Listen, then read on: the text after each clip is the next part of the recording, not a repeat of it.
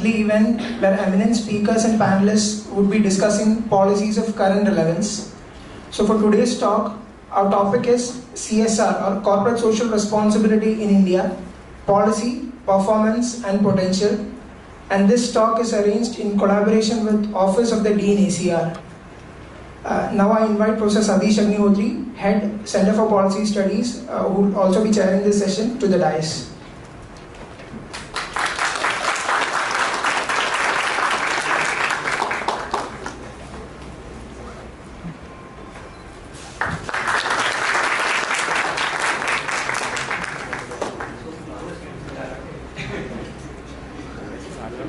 I invite Professor Utkarsh Majumdar also to the dais. He's a visiting faculty at IIM Udaipur and IIM Bangalore.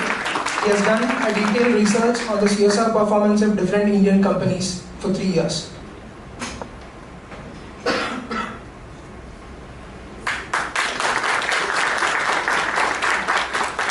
Now I invite Sri Alok Bhargava, CEO, Social Inclusion Group of the Infrastructure Leasing and Financial Services Limited, ILFS, to the dais. So he has over 30 years of experience in social development, investment banking and private equity with focus on infrastructure. Now we have Professor Bakul Rao, Professor, Sitara, IIT Bombay. I invite her to the dais.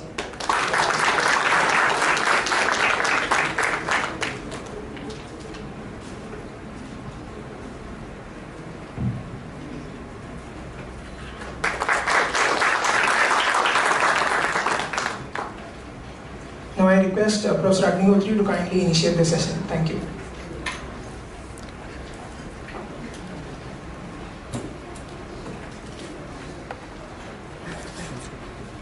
Friends, I begin with a couple of apologies today. It so happened that our main speaker, Madhukar Gupta, who is the Secretary in the Department of Public Enterprise, as we speak, there is a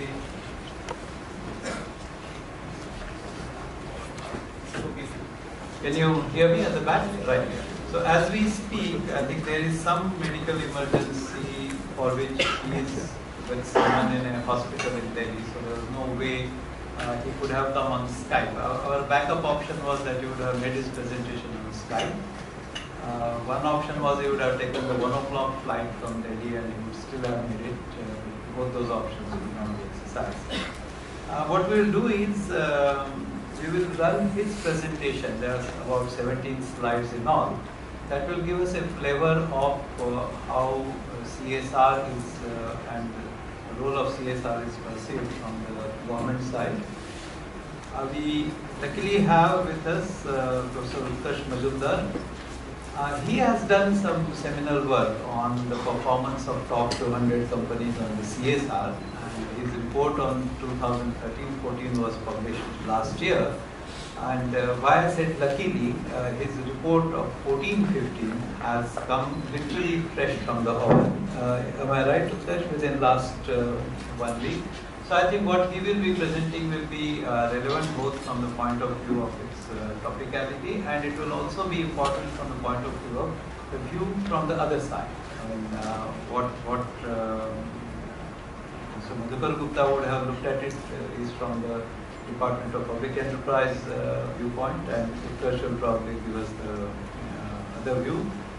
We also have Mr. Alok Bhargava, who is with ILFS, and he has 30 years of experience, but as far as CSR is concerned, he is currently grappling with the issue, and he brings a third perspective that, okay, an organization like this, how do we handle the CSR and some of the promises and challenges. And Professor Bakul Rao, she has done essentially guided some work on CSR, so she brings an academic perspective that what is it that we are required to do if CSR has to be looked at from an academic point of view, from the policy point of view, and how do we improve this. So these are different viewpoints which we will have, and we will have a question and answer session. So I had a word with Mr. Madhukar Gupta, and he was okay in his presentation being done. When I asked Utkarsh as well as Bakul whether they would like to kind of present the slides which Madhukar Gupta was intending to present, They looked at me fairly accusingly, saying, "Jab sarkar se to tum humko kya represent karne ke liye." So I still carry that sarkar ka label, not the stigma.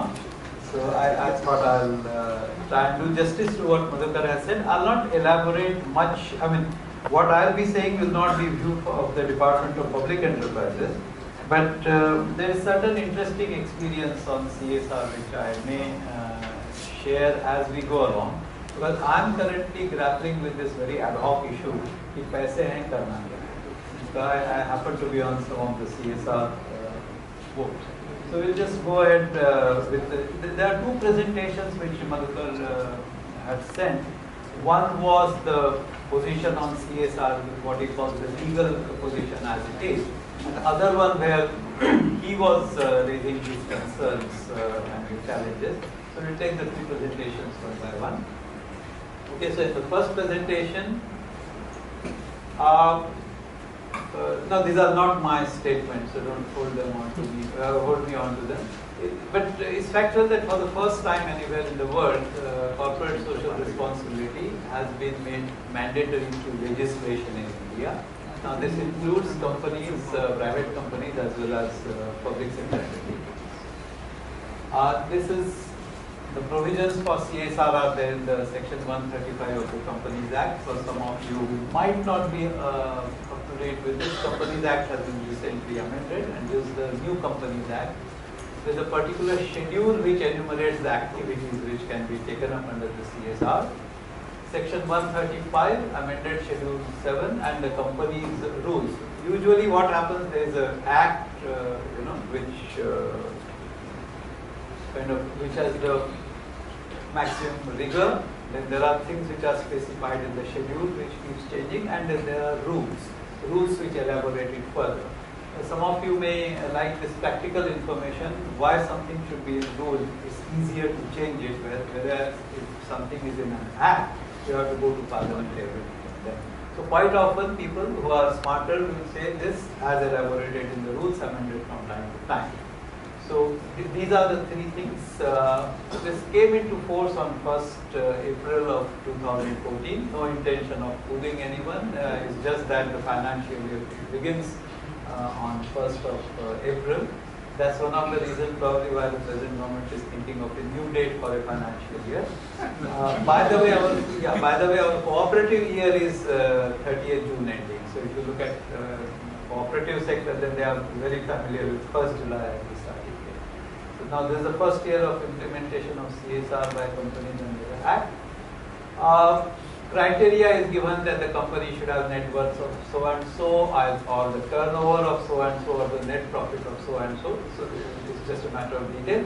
The interesting part is 2% of the average net profit of the company made within the last 2 years. So here, if you keep making profit, more and more profit, then you spend more on the CSR. If you don't make profit, then you don't spend so much. So it doesn't hurt in that way. And 7 days back, I was in a meeting where someone very gleefully told me, "हमारी CSR policy तो है, CSR नहीं है." So I said, "क्यों?" They said, "अभी तक तो loss making नहीं है." One could see a kind of sense of relief on the face of this person who was heading the CSR committee. We are lost. It's just it so happens. Now net profit has been defined. I think this what we will do is we will put this on our website so people who want to access these details. These details sometimes become important. Now the companies will have to have a CSR committee and it should be having 3 directors and at least 1 independent director. And in the public sector undertaking there is a trend nowadays that independent director heads the CSR committee. Okay. Now, responsibilities of the CSR committee and responsibility of the company's board.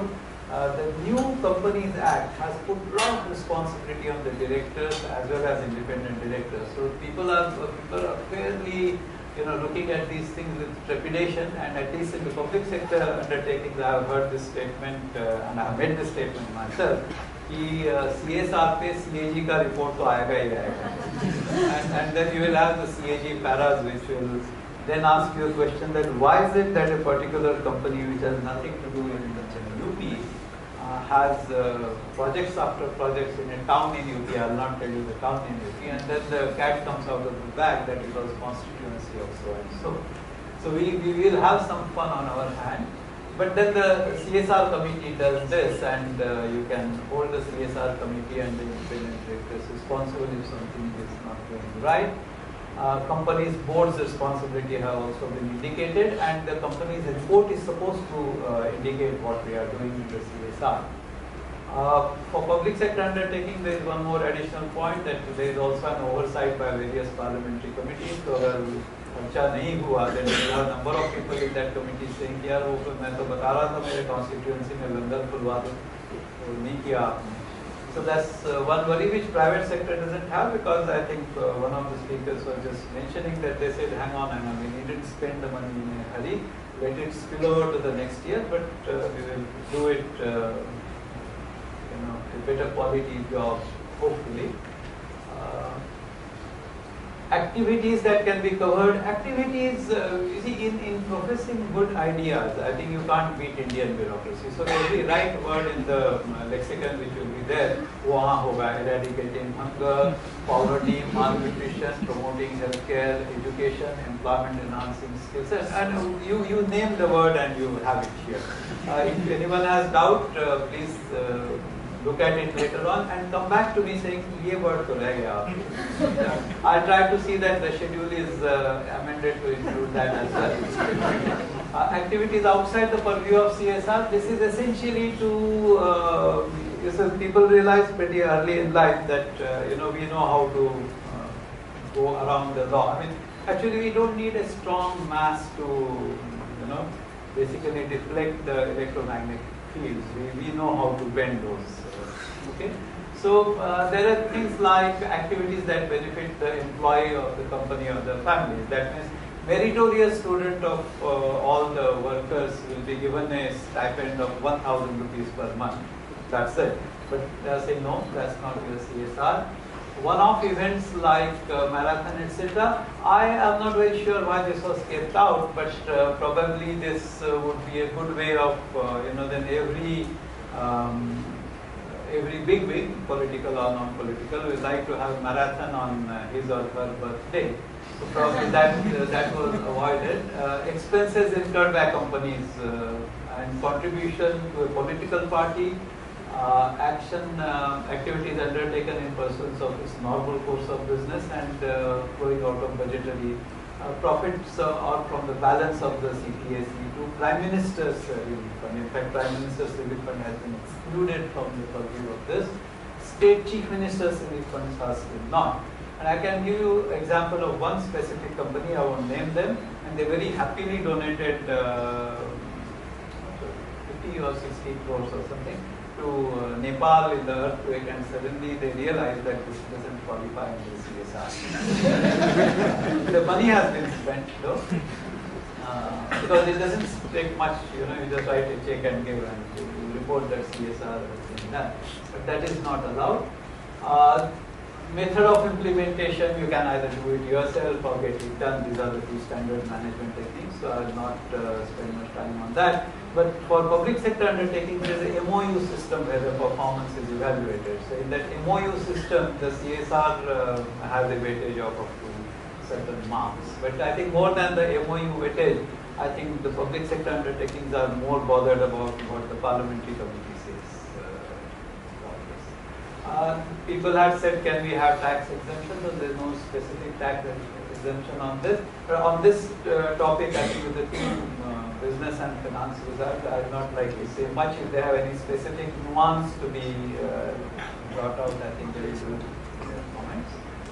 Timelines, I think currently it is slightly relaxed, but I think as time goes, people will start asking for what are you doing under your CSR. Okay? So this is the first presentation of Madhukar, and this is something which is there in public domain, it is there for everyone to see, but there are certain concerns which are coming from the Department of Public Enterprises, which is to minimize this. Right. Okay. I hope this color thing doesn't become a bother, because some of the slides I am not very comfortable with, but I think this looks alright. So now he's talking of concerns, challenges and opportunities. So the first slide was how things were. In case you want to sit there, I think it's okay, we will call you back. So they have gone through the presentations carefully. Now this is something coming from the department. 67 years after independence is the biggest opportunity to the manpower in corporates, both public and private, to contribute directly to nation building efforts. Now, are we saying that their responsibility in the absence of a mandate was not being discharged, or should not be discharged, or could not be discharged? That's not the case. It brings me to the point which Shah Rukh Khan makes in Chak De India, where they talk about the strength of the individual players. He says, "मैं कुव्वत नहीं, मैं नियत खोज रहा हूँ." So I think if niyat is absent, then probably even the 2% may not terribly help, and if the niyat is present, probably 2% was necessary. It is point for you to ponder and discuss and to comment upon. One point which has been made, that we are not looking only at the muscle power, financial muscle of the corporates. We are looking at their qualified human resource, infrastructure, machinery, etc., etc. I am aware of one particular private sector which uses some of their technical manpower in looking at something fairly mundane, let's say check dam. But I think it's a good idea that this kind of professionalism comes into rural development activities. The CSR funds complementing the flagship program of government like Skilling India, Make in India, Swachh Bharat Abhiyan, etc. This basically, with apologies to Ghalib, one would say dil ko behlane ko Ghalib, ye khayal acha hai. Because what happens is you go in terms of, let's say, Swachh Bharat Abhiyan, and then everybody says, okay, building that toilet becomes more important than use of that toilet. And I have been asked this question in a couple of meetings, कि आपको open defecation free panchayat चाहिए या आपको toilet civil construction? And unfortunately, when we talk in terms of complementing the flagship program, there is a tendency to build and forget. So that kind of a mechanical complementing may happen. I'm just flagging this particular issue. About democracy, I think the very famous share is Jamhuriyat wo tarze hukumat hai. That democracy is a form of government. इसमें इंसान गिने जाते हैं, तौले नहीं जाते. People are counted, they are not paid. So I would also say that CSR supporting Swachh Bharat Abhiyan has become a tarze hukumat, जहाँ toilet गिने जाते हैं, तौले नहीं जाते. So that is something which one needs to worry about. Private and public sector will get an entirely new opportunity to contribute to national development. Yes, thank you very much.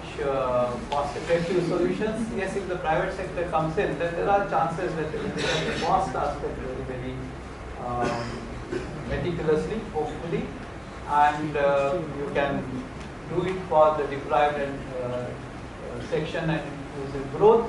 It is usually said that what government has is tons of inflexible money, and what corporate or private sector has may not be tons, but maybe quintals of flexible money. I think the idea is to marry the two.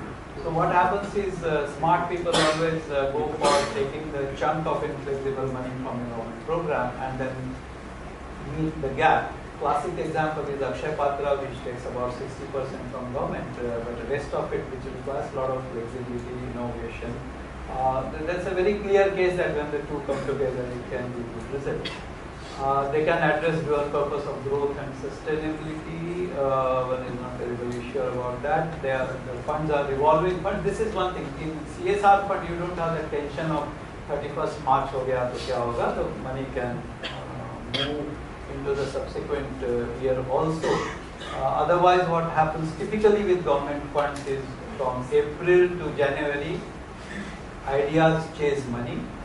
February and March, money chases ideas. So on the 28th March, it is quite common for you to hear, यार कोई अच्छी idea है कि तुम्हारे पास, तो वो पूछता पैसे कितने हैं? So, based on, I have done this kind of thing way back in 1985 on 29th March. Someone said, "Kya 45 lakh रुपया surrender हो जाएगा?" I said, "मुझे कितना contribute करना है?" So this is only 5 lakhs. So I just called up my office and I said, "है 5 lakh," and we just signed the thing there and we got 45 lakhs back. But that kind of intention will hopefully not be there. Individual corporates being eligible for prestigious national award for CSR successes is, it's good English. Inadequate transparency now the issue of concerns, and I think if these concerns are coming from Department of Public Enterprises, then one has to take them a little more seriously. One is inadequate transparency in selection of agency by CTSUs for need assessment, baseline survey, project execution and monitoring and project evaluation.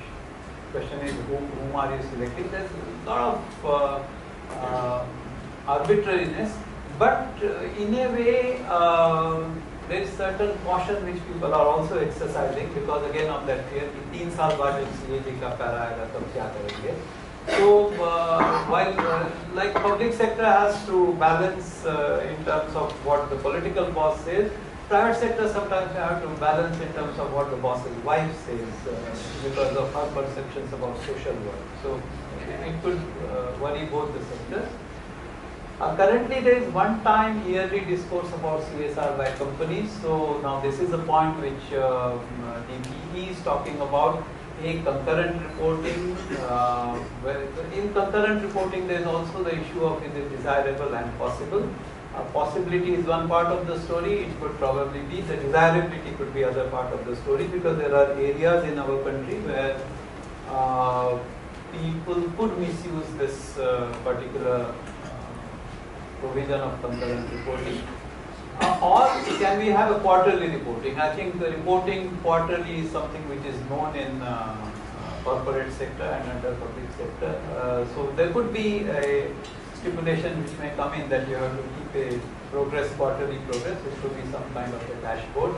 Otherwise, what you suddenly notice is that we still have about 57 crores unspent of last year. And when you do a pie chart, it turns out that 3 projects account for 47 crores and the remaining account for a much smaller amount. But probably if you have this regular quarterly reporting, that kind of a problem may go away. Concerns, CSR committee and eventually the board of directors are responsible for project selection, prioritization and execution. And believe me, if I have seen some of the samples of 2014-15, I am getting a little worried about the comments that will be made about the committee in which I am. It needs to be discussed whether, whether the boards or whoever has the capacity, time and intent to deliver. Short answer to this is if you don't have capacity, time or intent to deliver, then please acquire it. Because the law is pretty clear that you have to spend that 2% and you have to spend it since. Are additional oversight mechanisms required? It's a debatable question. Should a mandatory CSR audit be introduced? People who have dealt with programs like NREGA, etc. have found. And some of them I will sort of bring about as I go along with my presentation. The genesis of this study and sort of this is the 3rd edition of the studies that we've been doing. This is the latest report that has just come out, gearing up for responsible growth. And each year we've been looking at what the corporate India is doing with regard to not just CSR, but CSR and sustainability. And one of the issues that we've been grappling with is, are CSR and sustainability really separate constructs, or can they be looked at together? Ideally, they should be looked at together. Because the moment you say responsibility, sustainability is also a responsibility of the business. Unfortunately, the way the government looks at it, no offense to you, sir, has a completely sort of view that is just very narrow, CSR. The moment you think of CSR, you think of NGOs, you think of poor kids, you think of poverty, malnutrition. It's not just that. You actually need to look at it more broadly. It's also, there's a company, let's not to name any company, let's say there's a cement company. The cement company spews out fumes, etc., which are harmful to the communities around. Right? Now, if you just look at it, it's the communities that are getting impacted, but it's really a sustainability issue. And if you look at it, if the company can control that emission, the communities around will be greatly benefited. And that's where it's been a bit of a thing where the government has been saying CSR, and the intent of the CSR really has been more on those 11 things that you see out there. And some of those 11 things, if you really read them carefully, and again no offense, are things that government should be doing it by itself. And there's been a great controversy around it, saying that look, these things you are supposed to do it, but you're asking corporate India to do it. And as I show you some result of a study, corporate India is still not spending on it. Professor brought out this issue about the donations, etc. Corporate India still doesn't believe in that. Right? So, I mean, okay. So this is a study which three of us do. I'll start it up with a bit of theory. I'm a professor, so I'll do some bit of theory as well.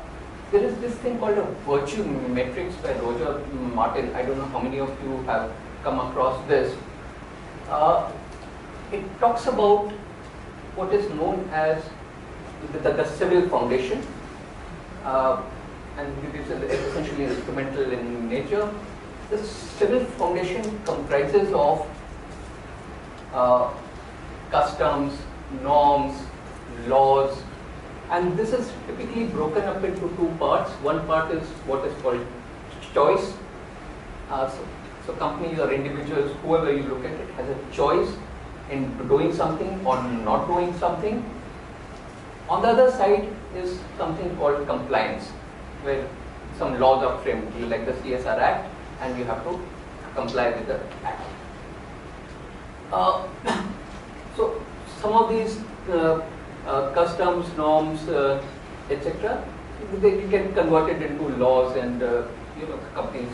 So, for example, bribery was rampant, and countries, the US, for example, brought out an act by which bribery was prohibited, not just in US but across the world. Okay. So those actions happen.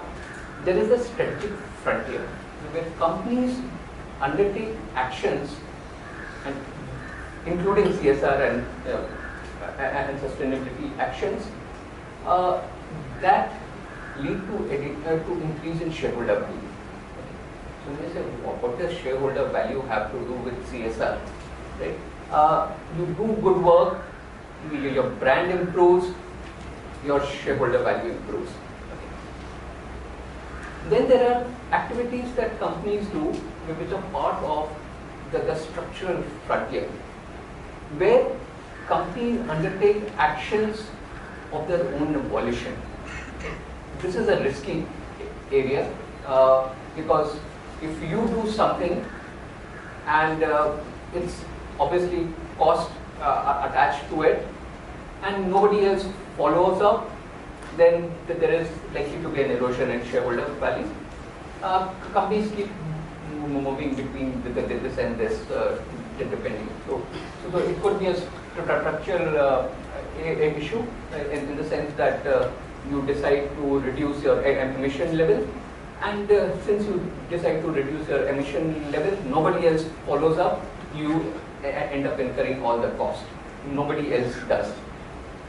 Right? So unless everybody else does exactly the same thing, if everybody else does, then this becomes strategic, because then the shareholder value starts increasing. But this is just a prelude to how we should actually be looking at CSR and sustainability, and not just get straight jacketed into CSR and sustainability separately. Okay. So we look at the two constructs, sustainability and CSR. Our report actually ranks companies on 4 major criteria. We look at sustainability. CSR is measured by a variable called stakeholders, and I'll explain that in just a bit. We look at governance and we look at disclosure. Now let me just point out one issue around this, and before we move on. A professor was just mentioning about spending, saying that there's money needs to be spent. The 2% rule also says you must spend that much. And we kept asking ourselves, is spending alone enough? Ask yourself, you go out and spend a large amount of money on some activity, and that activity ends up with no result. Right? You spend 2%, you look very good, the government will clap for you, but actually on the ground, not too much has happened. Right? So we immediately sort of recognized that just spending is not good enough. Okay. You need to translate it into some measure of a performance of sorts, and that's where we started looking at the 4 key variables which will indicate what companies are doing.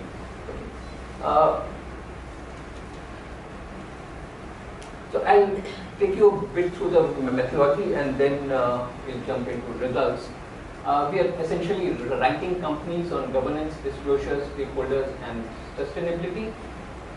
We also look at how do companies spend, but that's not the prime area that we look at. I mean, it's something that we have to look because of the mandatory spending requirements. And then we sort of combine rankings and spends into what we call the responsible business matrix, which is a combination of your spend and rankings. Okay.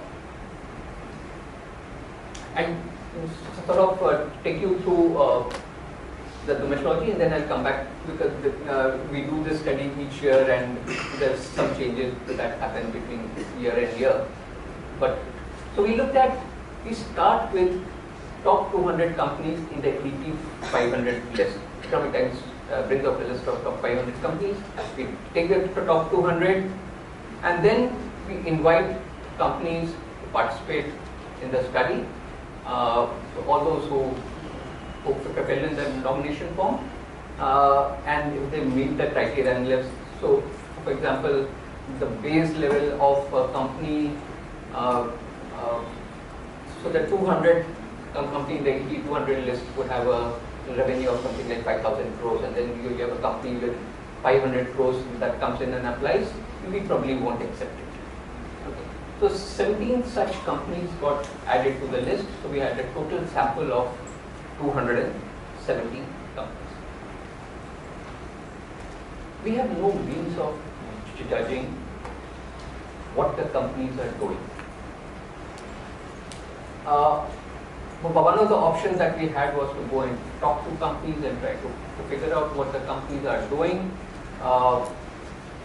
That's a fairly difficult job, considering that you have 200 companies in the sample. So we said we look at publicly available information. And essentially, companies sort of put out the work that they do, typically in the form of what is known as a sustainability report. Okay. And a lot of these sustainability reports are based on what is known as the Global Reporting Initiative, and the Global Reporting Initiative has various criteria that should be disclosed to the public. So based on that, no, Indian companies are not that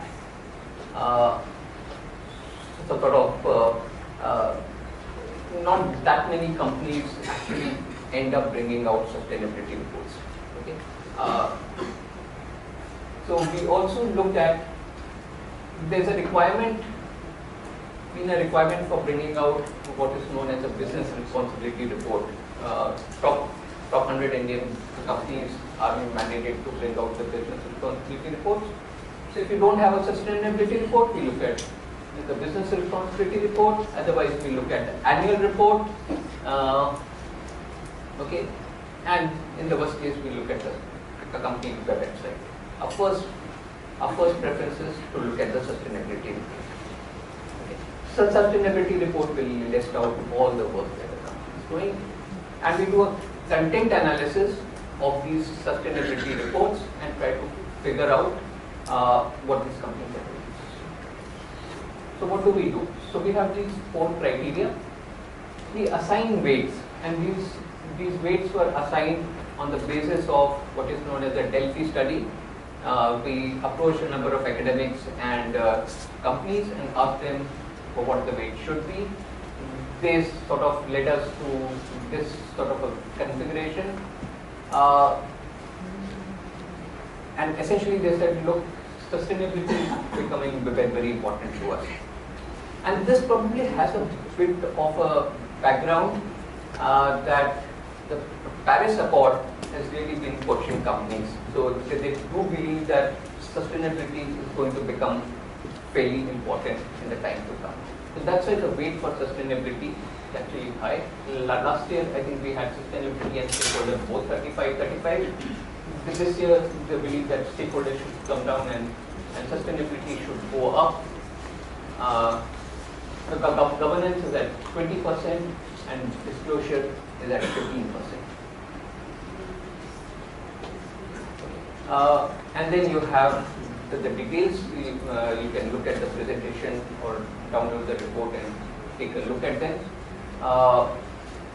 Governance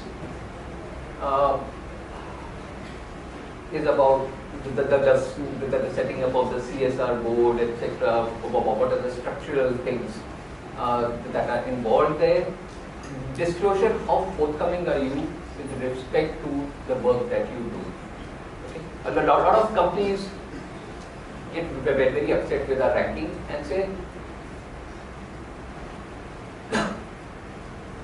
we do all this, but we don't report, right? The world at large has no means of knowing about what you've done. So if you haven't reported, you haven't done it. I mean, for us, that's the... Okay. Then you have the stakeholders. Now, companies don't operate in isolation. So you have various stakeholders, employees. Companies do a lot of things for employees. Okay.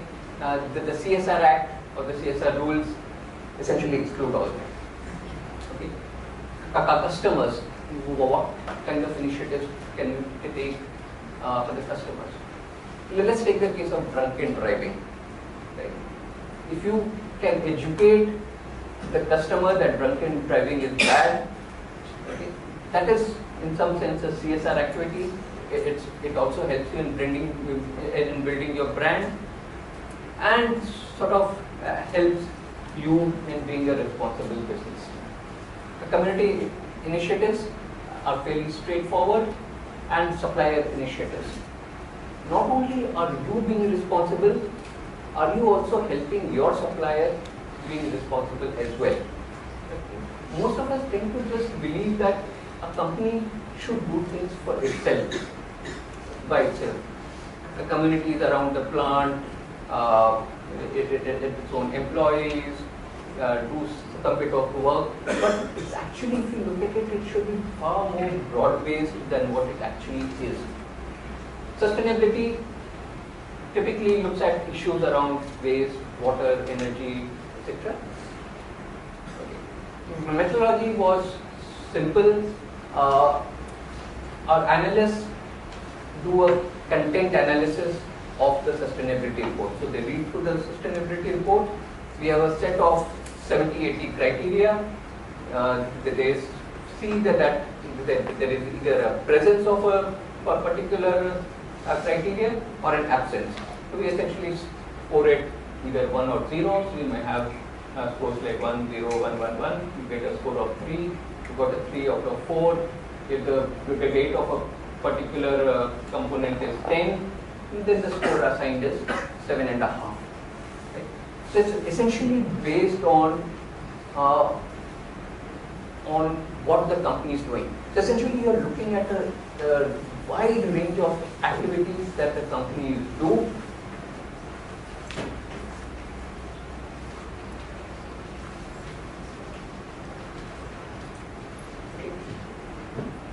So having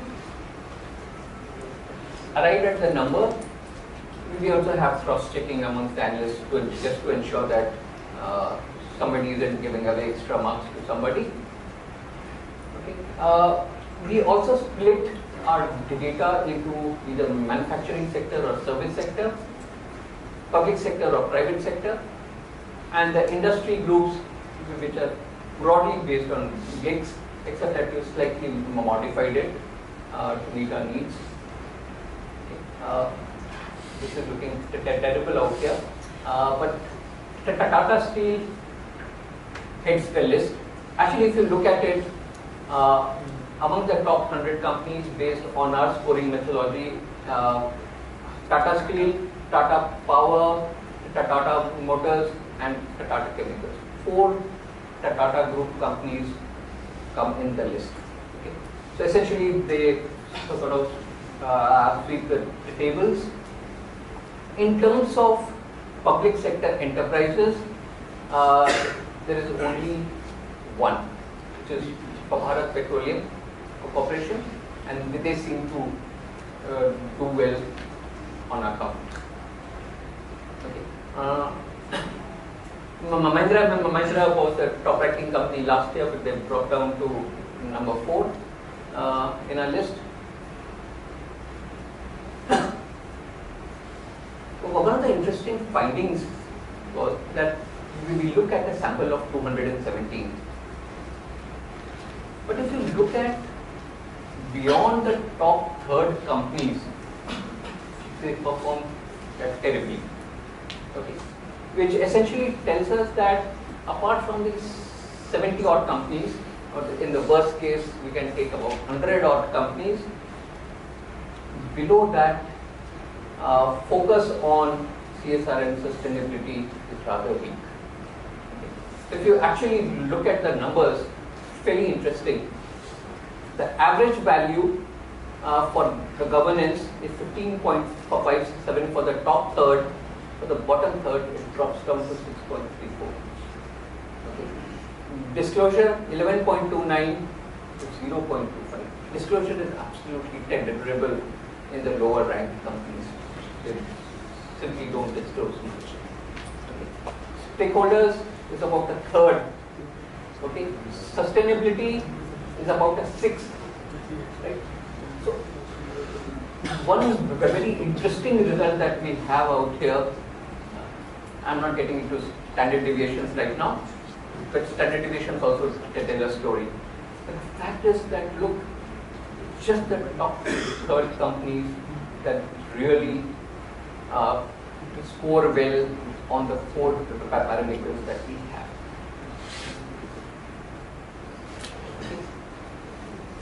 This is where we look at industry-wise, and we look at each of the 4 parameters, and you'll see something very interesting. Energy is high on governance, high on disclosure, and high on stakeholders, high on sustainability. Energy companies. Okay. If it were a class, I would ask you, why should energy companies be there? The answer is straightforward. These are the ones who are most affected by issues around sustainability. And that's why they work harder. You look at companies like financials, which are essentially banks, they're way down. To them, it's not really important. In fact, they don't do so well on any of the criteria. So you have this sort of a breakdown in terms of industries, and it's pretty interesting to see as to how much sort of initiative do you have to make a change. If you don't, then you don't even put in that much effort. There are exceptions. I'm not saying that everyone is like that. Across industries, again, overall scores, capital goods, etc. Manufacturing companies on average score better than service companies. Private companies seem to perform. The difference is marginal with the public companies. These are the top 5 companies in each of the groupings. The difference, as you will see, between manufacturing and services is in the range of 47 to 33, whereas here is between 41.2 and 42.7. Marginal difference here and a significant difference there. Spend is significant. You look at the diversified sector, has been the 98% spend, but significant dips. The telecom sector is pretty low at about 38%. Lots of industrial sectors which are pretty low on spend. This is an interesting one, right? The manufacturing sector is right heavy, whereas if you and the service sector tends to be left heavy based on the bars on the ground.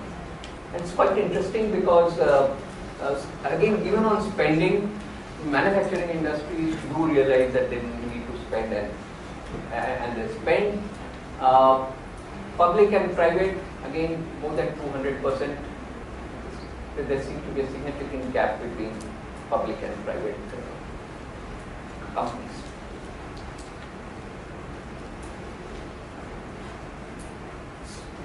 Actually, spend areas. As per the 11 areas, 11 or 12, the number keeps changing, you'll find a very interesting trend. Health and wellness, education initiatives, rural development and environment. That's all. And then the list simply ends.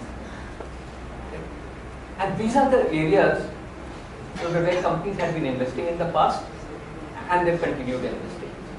A lot of these areas where the government wants them to spend, the companies don't. That's not their priority area.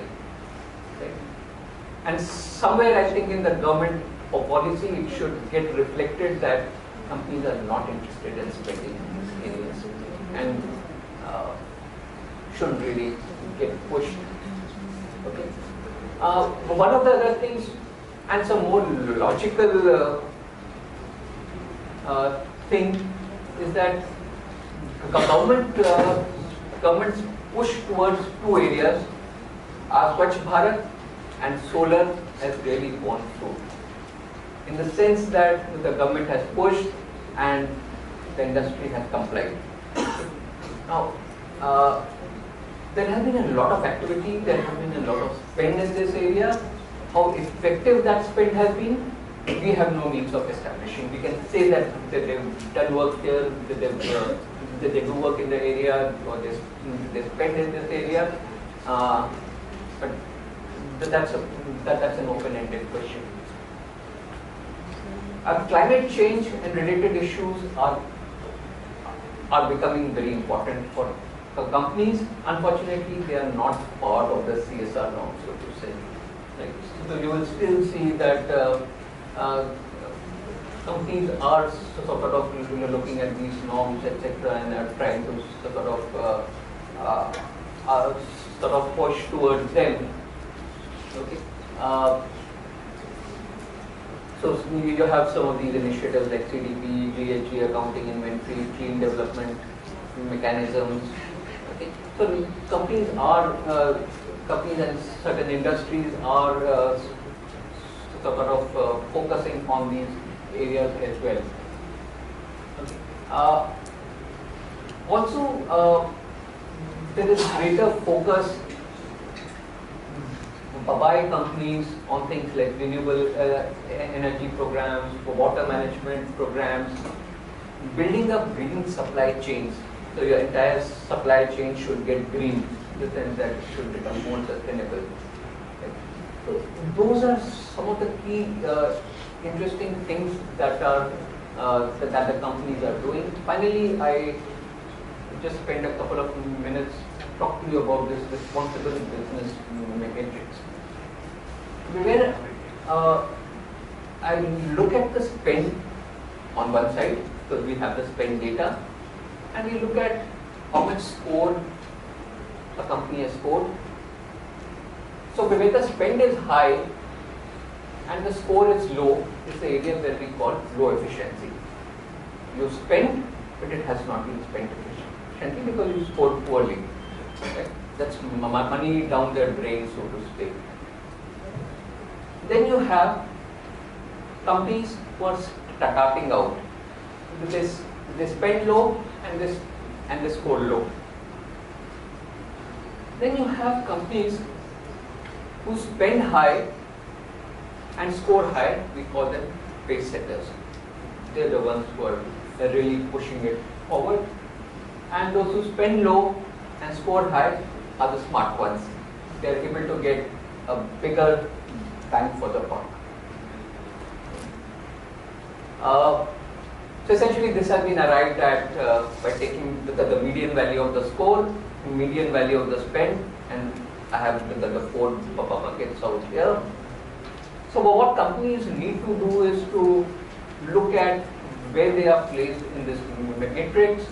Say if I'm a low efficiency guy, I have the incentive to move elsewhere. Okay? I shouldn't end up sitting there. If I'm a smart utilizer, I should continue to be a smart utilizer. If I'm a pace setter, I should try and make effort to become a smart utilizer. So there are implications for companies to look at this data and see how they can improve. Okay. And the companies have been there on this matrix. Last year's study they were there, so they can compare how they have moved from last year to this year and see what they can. Some of the key industries in pace sectors, material and consumer staples. Smart utilizers are consumer discretionary and financials, low efficiency and diversified, and consumer discretionary starting out are financials, etc. The smart utilizers are the ones who are focusing mainly on environment and education, and these are the principal areas where these companies work. Pace setters look at health and education. Low efficiency are still investing, but they're investing in rural development and health. Those are starting out. Look at health is actually the simplest area to get in. So believe me, all you have to do is do a blood donation camp, do a eye checkup camp, right? When we read this sustainability report, these are the areas that they work in. Vocational training is another easy way out. You either set up a small institution of your own for vocational training, or you take somebody else's help and use their vocational training center and churn out people. And you spend your money. You can download a copy of the report at this website. I'm open to questions.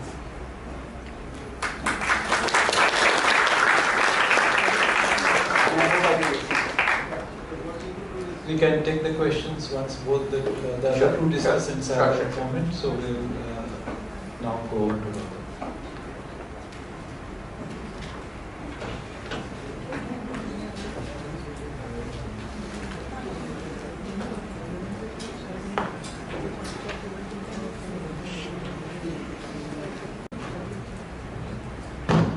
I'm a little confused now. I'm not a public sector undertaking. So, a lot of the insights which came in Mr. Gupta's presentation are relevant, and I'm happy to respond to what our perspectives on some of those things are. We're also not a 2,200, top 200 company, and we're not listed. So, a lot of what we do is by choice under the radar. So, we probably never figure in your report. So we like to believe we're doing some good stuff. But so let me at least start with who we are and what we do, and maybe our experiences could emerge a little more in the question and answer sessions on specific subjects, because I would logically have a different perspective on some of these things than what the two presentations have covered. So for those of you who don't know ILNFS, we are a financial institution. To the extent we are a services company. We've been in this space since 88, and today we are a leader in most infrastructure commercialization, various sectors: road transport, roads, power, ports, waste management, education, vocational skills. That's what we do. So by definition, a lot of our businesses are what would be called sustainability-driven businesses. But that's what we do. So we really don't have a sustainability report. The report is all about sustainability. The first time last year, one of our companies actually came out with a sustainability report, more to test the water, saying, okay, what does it look like? So we do that. And but again, we've been amongst the first companies in the country to actually have environmental and social guidelines is incorporated as a part of the way we do business, right? Since '98, and we're amongst the few financial institutions that are signatories to UNFFI and carbon disclosure principles, and so various things which you mentioned in the presentation. We are signatories to that, and that's the way we do business. So we don't see anything special about some of these aspects of sustainability. It's just there. So our CSR activities and our sustainability activities may not talk to each other, and just do different things. So what do we do in CSR? We have projects, infrastructure projects in various parts of the country. Roads, some of them backward regions, some of them urban areas, some of them coastal, some of them.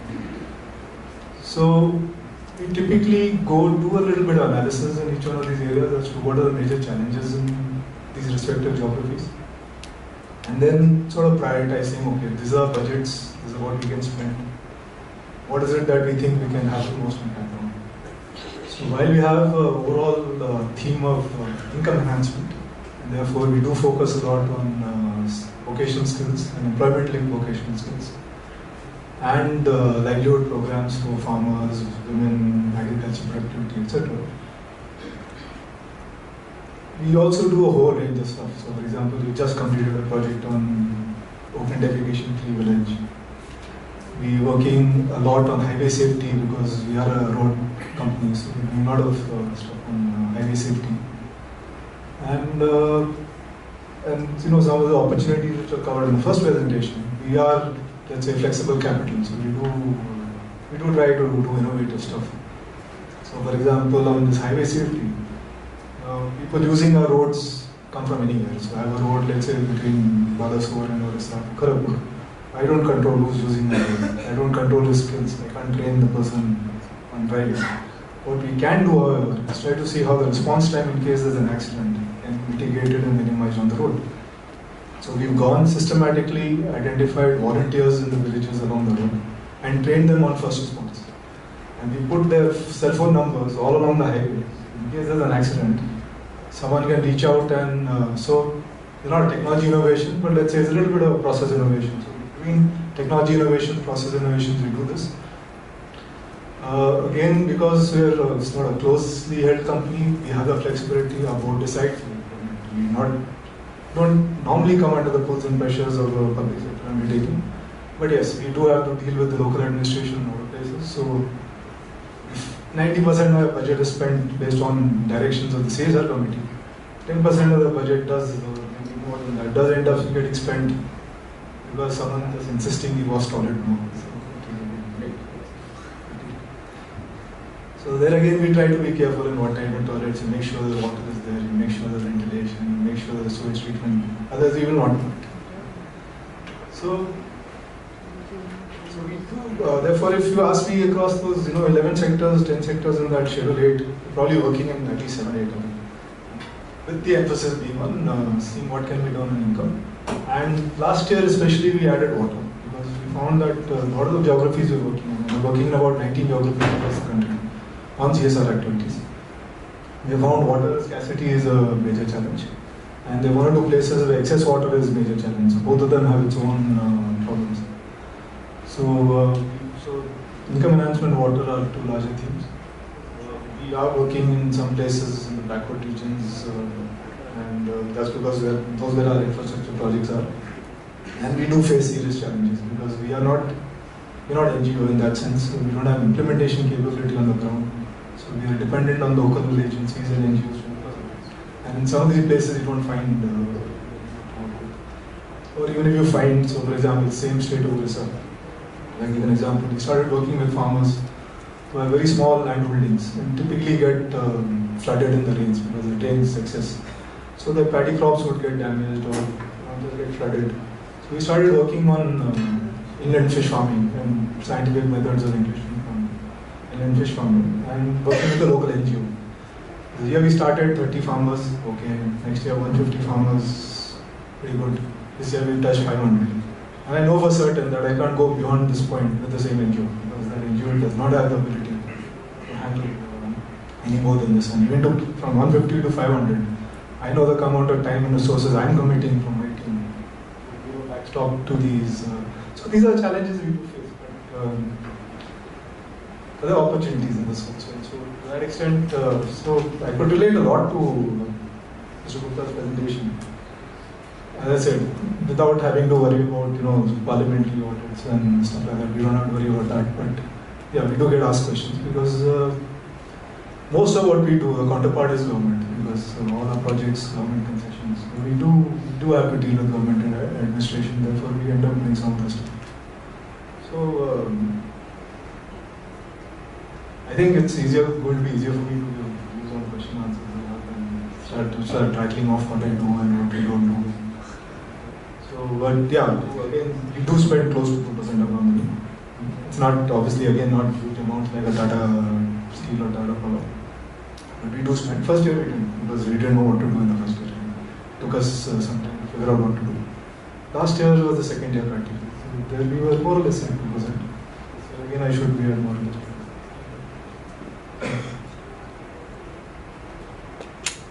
Well, thank you very much. I mean, I am not at all surprised at your response because these are the three nuances which are already come out here. One is, as I said, the perspective of the Department of Public Enterprises. Other is the study which has been carried out. And third is, here is an entity who is grappling with this CSR issues. Now, how to do it, how best to do it, these are essentially the questions which will come up during Q&A session. The fourth leg of it is taking an academic perspective, which is not evaluation of the kind that Utkarsh has carried out. But I think some of the issues pretty much are encountered, and Professor Bakul Rao will give her views on these presentations, because one of our students has done a very detailed work, and probably you can see some of the things chatting here. My talk is going to be the study which MTech student carried out, and also the interesting thing of having Sitara students. 10 students have worked over last 2 years for CSR company, and so the talk, whatever presentation I have, has 2 parts. One is the secondary data analysis of 103 companies which the student did, and also the discussion points which I have here are a mix of what his study tells and also what we faced in the ground when the students were working for 9 weeks in these villages.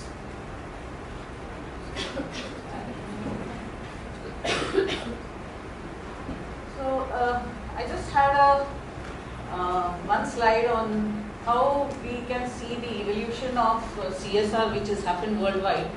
It has moved more from defensive to a more transformative. Most of our Indian companies are still in promotional or strategic type of CSR, where they are trying to see what they can do in the field which is core to them, which can enhance their public relations to enhance their businesses also. So I'll just skip this. I'll just directly go to the study. This review was done by Harshal Kate.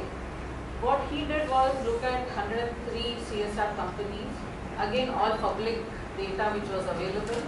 Out of that, 29 were the public sector units and 74 private companies.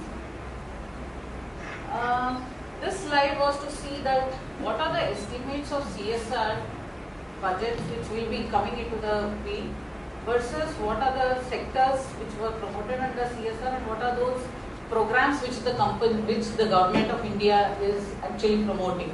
So if you see CSR committed money is quite high.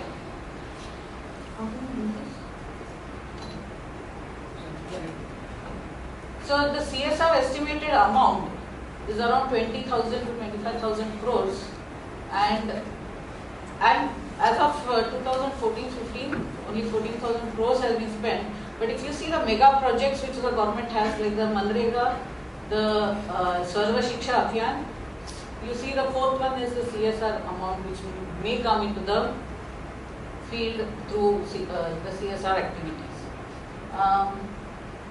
So these are various studies which we reviewed also, and we looked at different indicators, that is the governance, the policy, financials, spending as per the schedule 7. Then what are the channels they spend in, and where are they spending this money. So if we see that out of the 135, the average spending has been of the 2% has been around 1.43%. Between, if you see 2% or more, are just 38 of the total industries. So if we see the government combined, which we saw the Maharatna and the Navratna companies, it is around 1.46% versus the total private combined, which is around 1.44 for the industries which we had selected. So the government and the private are spending almost equal.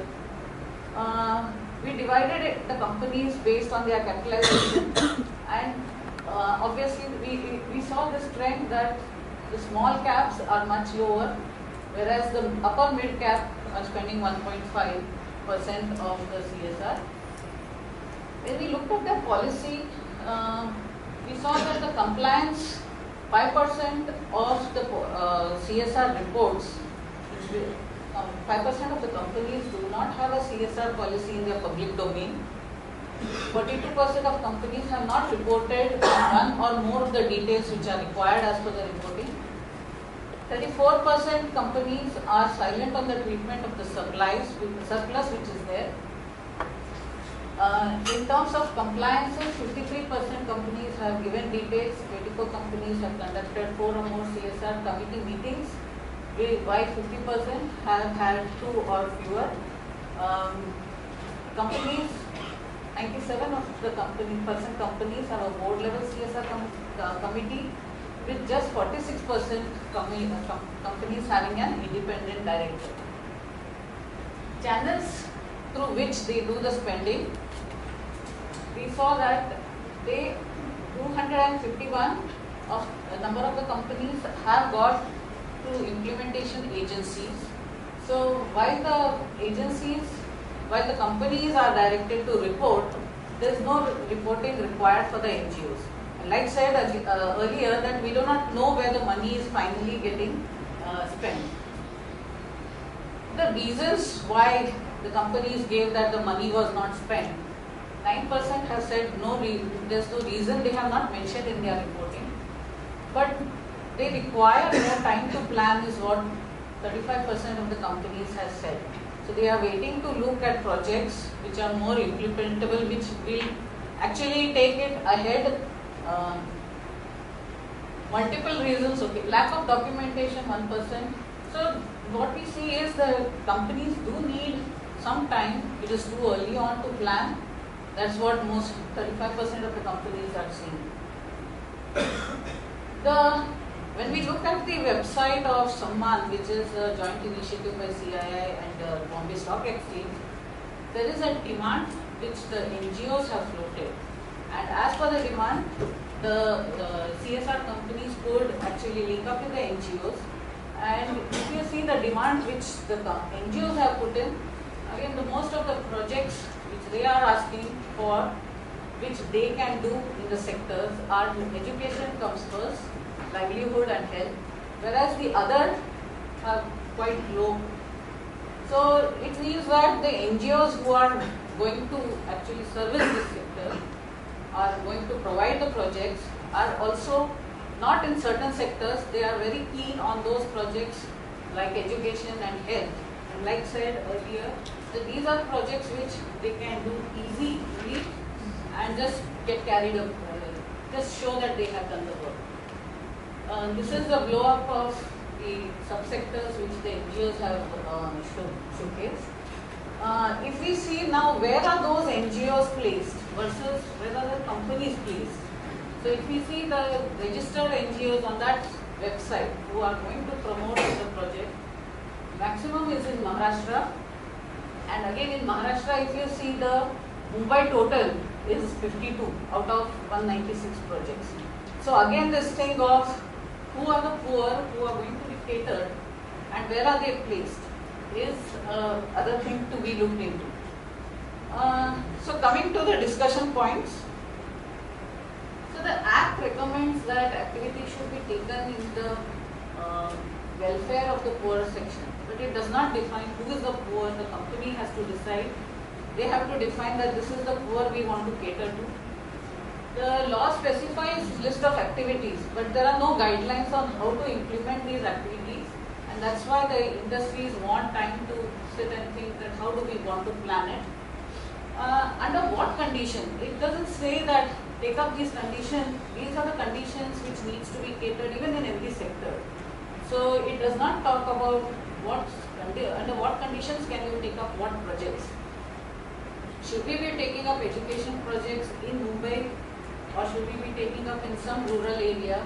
Silent on how the company can prioritize the activities to achieve maximum possible impact. So are there ways the companies can arrive at? They say that we have these areas where we want to cater and again prioritize those. There's no clear instruction on CSR budget allocation to program which may lead to increase in customer base. So what we have seen is certain companies indirectly promoting livelihoods for women who will sell cosmetics, who will sell FMCG products. So there is no clear instructions whether it is indirectly going to improve their again profits. The implementation, when it comes to, there is a lot of communication gap between the company's CSR activities and actually what the society needs. The society needs something, whereas the NGOs, as you see, are mostly urban or mostly in the developed places, and they don't know what are the actual needs the people are looking for. obviously the companies what we have interacted with do not have trained workforce to operate the CSR activities. So what has happened is between the company and the NGO, there's again a layer of consultants who have come into this business, who are again urban based. Less knowledge about CSR leading to compromises in efforts to implement and scale up. So what we have seen is small projects being tried out without a plan to actually see how they can be scaled up for a larger area, because companies which have smaller budgets can pool in and actually look at a programmatic approach for such growth. It's important that the companies take into account the local geographical or social economic conditions, review activities. So exactly what is it that where do you want? So is it to be in the areas where they have the companies, or should they be going beyond it? This thing should perform analysis of what their CSR activities are going to have effect on the society. Often we see these short-term, off-the-shelf products or projects.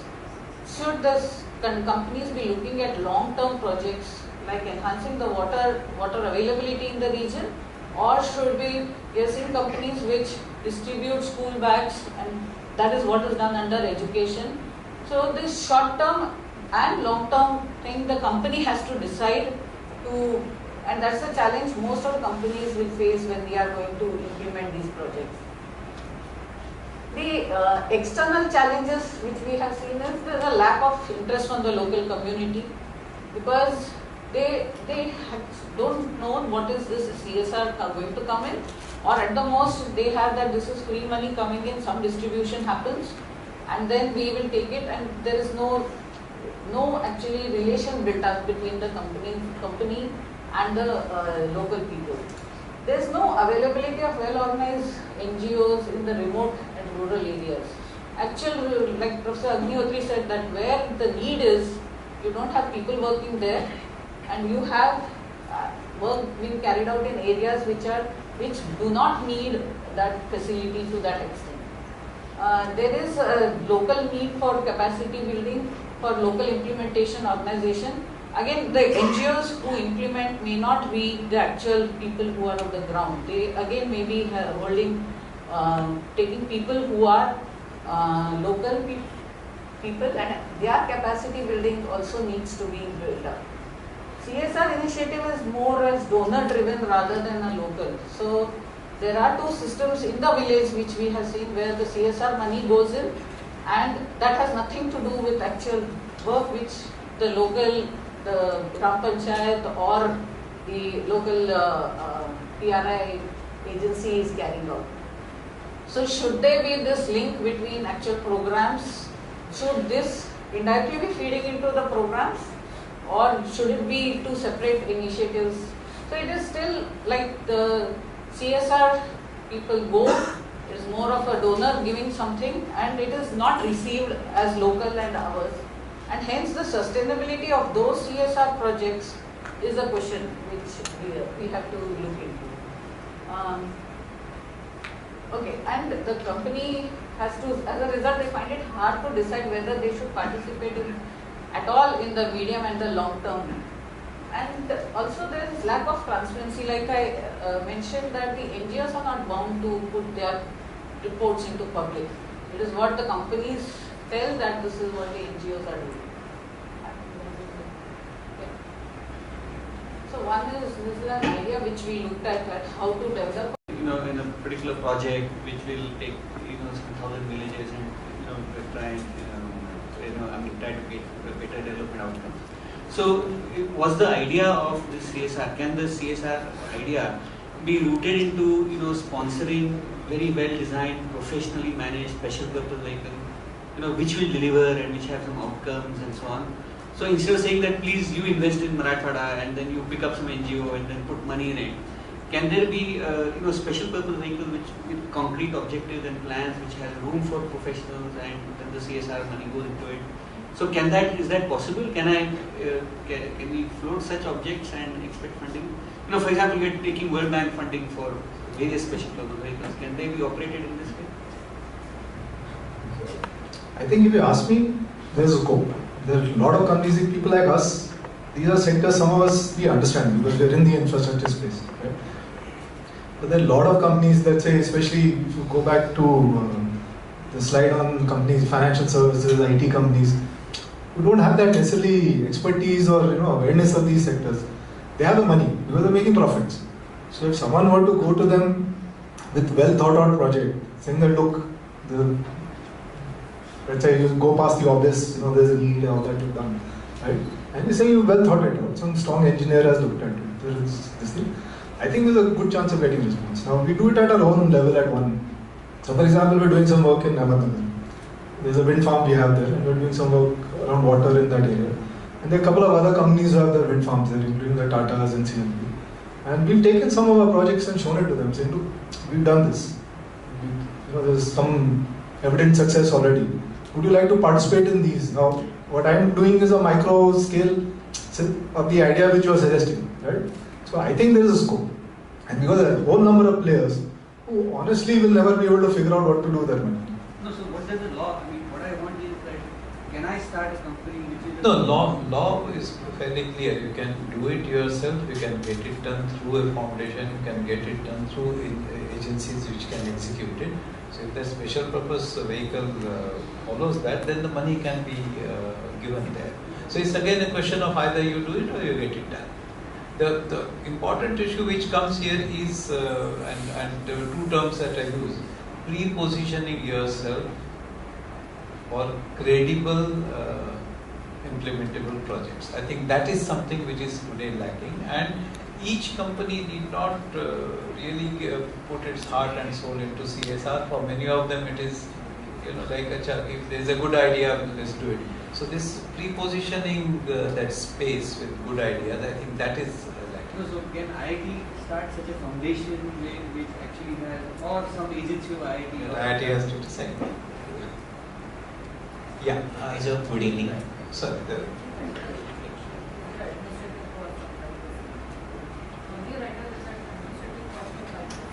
the administrative cost of 5. No, but I think that the individual company, can decide.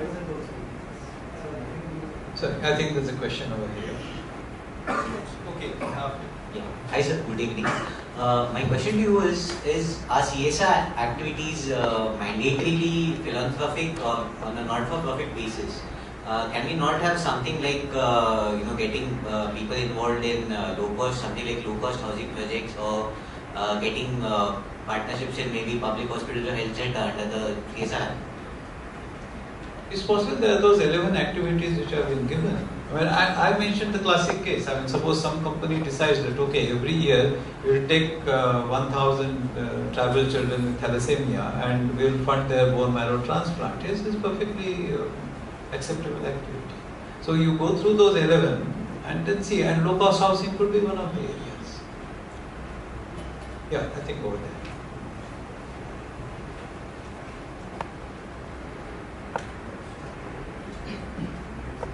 Good evening. My question is, ma'am just told that most the CSR policy actually doesn't touch the ground level. That is, it is donor driven rather than the local in approach. This has been seen in many other government policies as well. And now since CSR was just a recent policy in 2013, so why is the government not adopting this bottom-up approach in newer policies now that we know that this is better than centrally driven policy? Why is government not doing what it is supposed to do is a question which comes in many other contexts. But Utkarsh, would you like to? I actually want to respond to the CSR policy bit. Now, see, the CSR policy is something that the company adopts and says that, look, these are the areas that we want to work in. Interestingly, if you study the CSR policies, and this is very interesting for someone who wants to do an exercise, is that a number of companies' CSR policies are verbatim of the CSR rules. Exactly the same list, right? So it doesn't really mean anything. And that's a real challenge, so to speak, right? So since a lot of this is getting adopted directly from what the CSR rules are coming in, I don't think people are giving it so much thought as to what they should really do. And I can quote you instances of companies that do that, right? So essentially what companies need to do is, as Alok was saying, well, figure out what they really want to do. And once you have figured out what you really want to do, put it in the policy.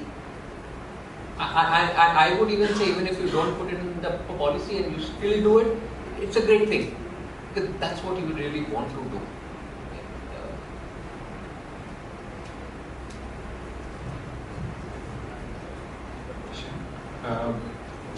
He was nearer to the mic, so I think he will come next. Yeah. I have a question, like if we have a parallel institution for, like we have Reliance Foundation parallel to the Reliance Industries. So what if they start promoting their own services, like if Reliance Foundation give advertisement on Network 18 and start promoting vegetable cultivation in tribal areas and using that those organic products in Reliance Fresh markets. So is it allowed in CSR to do things like this? It will be a bit of a grey area, and I think is any new act, this kind of develops into some case law gradually. Like this particular case emerged that you can't spend on your employees' benefit. But here it will remain a grey area, and I think a call has to be taken. But I think, as Alok rightly said, right now the idea is not to over-regulate it. Because, I mean, if you over-egg your pudding, then the taste can be foul. So right now the attitude is that okay, we trust you to do it properly. But then in our system, the moment a law comes in, just as some people get busy with following the law, there's a large body which gets busy with finding out how to circumvent it. So this will also happen with the CSR. See, if Reliance Foundation is not making money out of the activity, it's a perfectly legit CSR activity. And in fact, it's a great thing to do. Right? So what they've done is, what are the biggest challenge for livelihoods in most of these sectors? The market linkages. Right? So they've actually gone and promoted livelihoods and agriculture productivity improvements for farmers in a manner that there is a kind of logical market linkage available. So whatever they've done actually gets fructified into higher incomes. So, and I know for certain Reliance Foundation does a lot of work on agriculture, right? Whether they started it because they have a Reliance retailer, I don't know. I wouldn't know that, right? But as long as Reliance Foundation is not making money out of the activity, so it will be qualified as CSR. I mean, they're giving grants and giving capacity building support, whatever else. If I can just sort of add to it, that the act or the rules in several places say uses the word promote, right? Not very clear, and to me as yet, whether the advertising as such, if it is used for promoting a certain activity, will it really fall under? But actually, if you look at it, if say you are promoting health, right? So you would have seen the liver ad these days, heart move bum or something like that, right? That is actually promoting health. And so to my mind, maybe I'm a capitalist, but believe me, it actually makes sense if it goes and sort of ingrains certain habits in people's lives. I see nothing wrong with it. I mean, legally, I wouldn't say too much, but yes, I think to some extent that may be right. It will again bring you to a fourfold classification of legal and ethical, not legal and not ethical, which some industries excel in. Other will be legal but not ethical, other will be ethical but may follow the law. So in that four, then the case law, in my opinion, honestly, will develop because it's a new act. Yes, please. I have two brief comments and a suggestion. One to Professor Mukul Rao.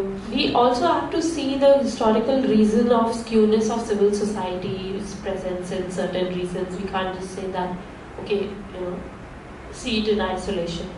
Given that if I have my facts right, that maximum number of social movements have taken place in Maharashtra. Secondly, to Professor Utkarsh, thank you for pointing out the problematic criteria of average net profit. And a good source would be for collecting data if you would prefer to move beyond using secondary sources and move to primary sources. Would be to approach and access this key but helpless person in this CSR structure, who are the social work graduates who are hired by the PSUs. But these PSUs have no idea what to do with these graduates. For example, without naming the PSU, I would say like they hired around 150 graduates and postgraduate social work graduates, and they started off with building toilets. But their bosses are civil engineers, and these civil engineers are obsessed with their numbers and sheets and everything, and they have no idea, what work to assign to the. After that project got over with its own loopholes, they absolutely are clueless. If you would just spend even a day or 5 minutes of conversation, it would tell you, what are the loopholes in this whole structure. The social work trainee, the graduate himself or herself, has no authority, real authority as such, to start off a project or get their own good ideas implemented in that hierarchy, bureaucratic hierarchy. So I don't know.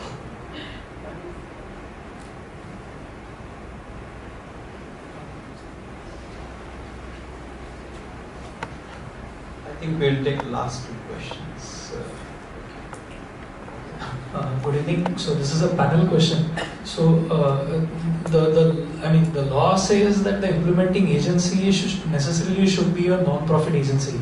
So coming back to the previous question about the profit and the motives. So if it were a for-profit company, the regular company which is like monitored and so basically for non-profits the motive would be just to, it's a non-profit, so there's no profit motive there. Coming back to Sir's point about being capitalist, so if it's a for-profit company and they receive funds and they are told to do some work, so just bouncing off an idea, how would that pan?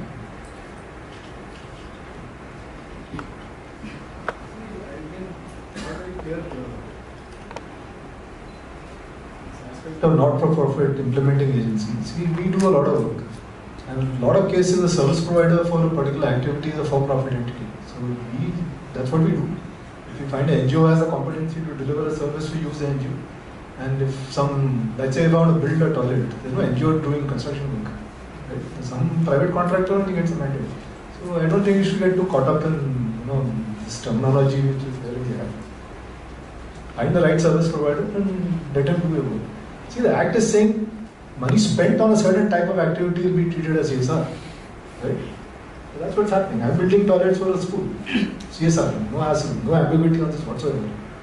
Toilet in turn may have been built by L&T for all done under. Yeah, there could be a grey area that you want to build 20,000 low-cost houses, but you say my cement should be purchased.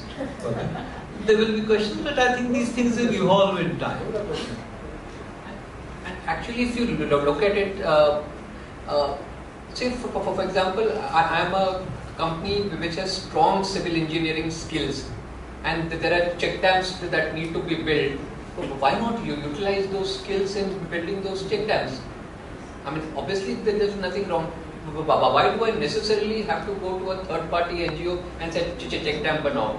You don't need to do that. Yes. The thing is, hopefully they will say that don't bill the salary of your regular engineer into the CSR. That's why I'm saying those grey areas will kind of emerge. Yes, please. To answer Professor Soni's question about IIT Bombay's initiative, we have compiled 42 projects from our faculty all over the institute, created a booklet, and probably next month we intend to have a workshop where corporates, the CSR committee heads of different companies would be invited, so that we can showcase what all projects are ready with us, and whichever suits them, they can donate for that. My question was, can an institute like IIT Bombay start CSR programs or courses to train? Because I have seen that many company people, they come to us and they ask us, "Ab hame batao karna kaise hai?" So can we train them, and whatever, I mean, that again, that would require an infrastructure, all the facilities. So they can donate to IIT Bombay as a fees for educating their and setting up their own CSR team and procedures, and in turn IIT Bombay uses this donation for its research development. So can that also be worked on as per the CSR? You would notice many years this side have perked up. This for a little while it will be an offline conversation, because in fact Mr. Madhukar Gupta, one of the reasons of the additional point that he wanted, apart from giving this talk, is to, even he is foxed by this question, is IIT kuch kar sakta hai kya isme, to say how these things can be implemented better and so on. That is the reason why I looked at this whole issue of repositioning.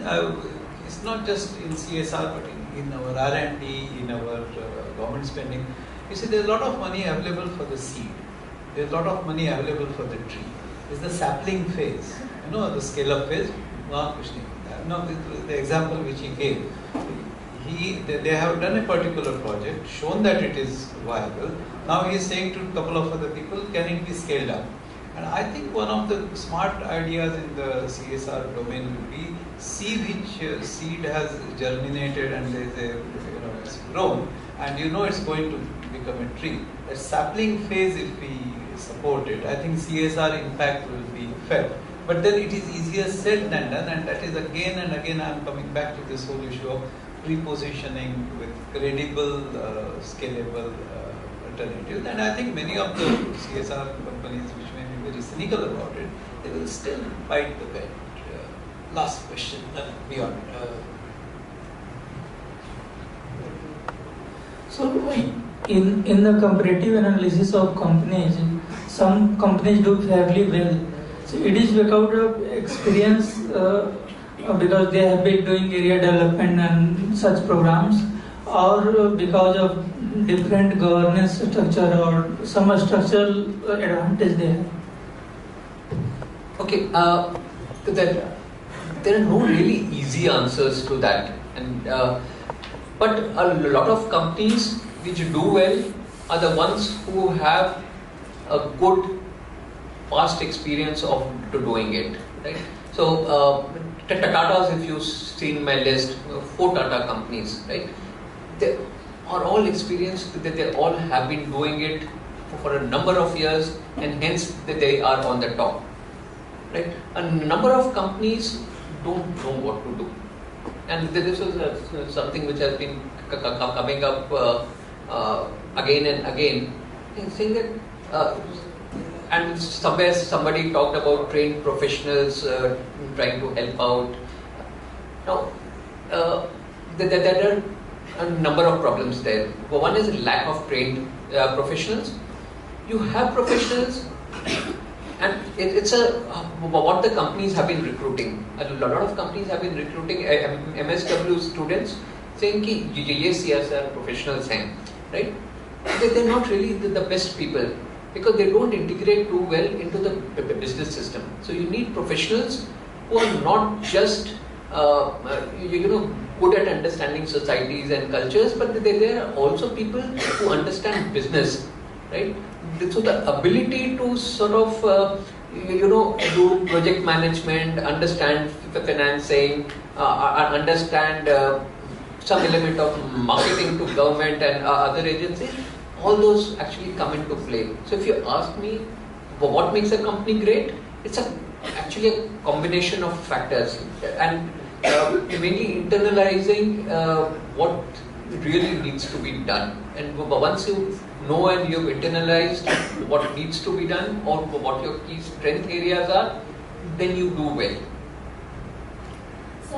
just to add more, institutes like this have actually, they make changes to their courses every semester or every year, and they actually have started off teaching, like since a long time now, project management, even business marketing, and one of those batches. So there have been questions about that, to train the social work students not just in the cultural sensitivity and other aspects, but these practical skills which would matter when they go out. We will take that conversation outside, because I think there is some high tea waiting for all of you. This is an ongoing dialogue. I think the entire idea of the center is essentially to put this views across and then generate a debate. IIT, Sitara and a couple of other departments are going to follow it up in little more detail. That's why I said there's some years per here. And maybe we can come up with some niche area where we will probably be providing answers to some of the questions. There will be other questions which we may not be able to provide answers to. I must thank everybody for their patience. Thank you all the speakers and the audience. Now I request Prof. Agnihotri to hand over the mementos to the speakers.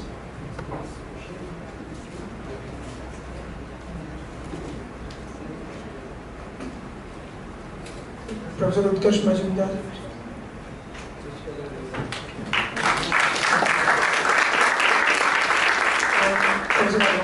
Mr. Alok.